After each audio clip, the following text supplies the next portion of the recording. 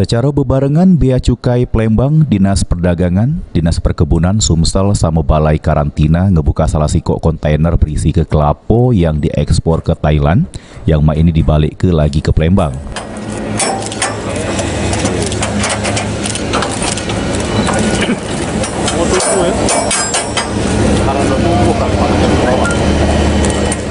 Juru pengecekan yang dilakukan ternyata kondisi sebagian kelapa sudah tumbuh tunas, sehingga diduga dibalik kenyo kontainer yang berisi ke kelapa tersebut karena kondisi kelapa yang tidak sesuai lagi.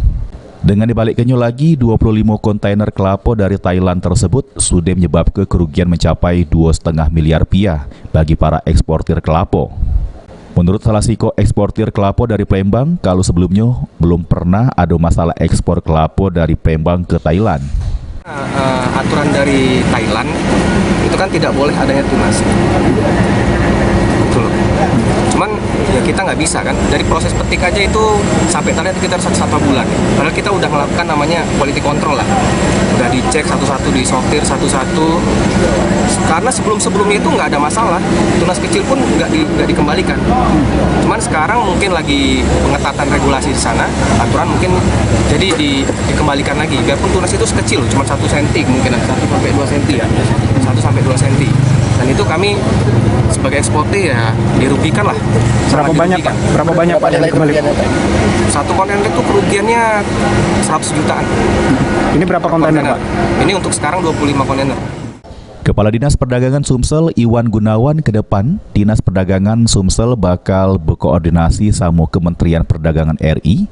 Selain itu, proses ekspor kelapa bakal dipangkas waktunya supaya tidak lagi ada ekspor kelapa dari Palembang dibalik ke. Eksportir kan mengatakan mungkin perlu bantuan pemerintah. Saya sarankan mungkin si eksportir buat surat resmi ke pemerintah, nanti kita juga memfasilitasi mungkin lewat Kementerian Perdagangan melalui Dirjen Perdagangan Luar Negeri.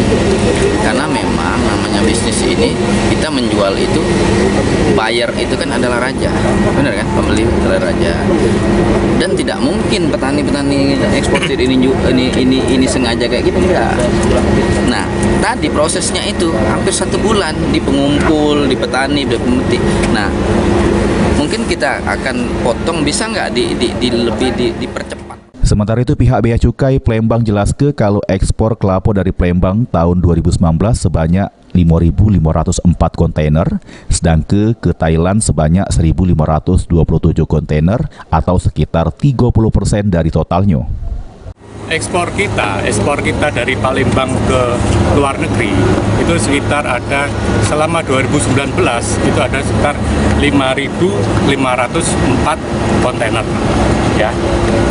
Dari 5.554 kontainer itu yang ke Thailand itu ada 1.527 kontainer.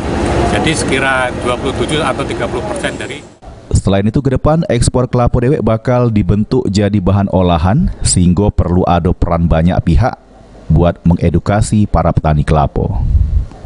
Firman Hidayat, PAL TV.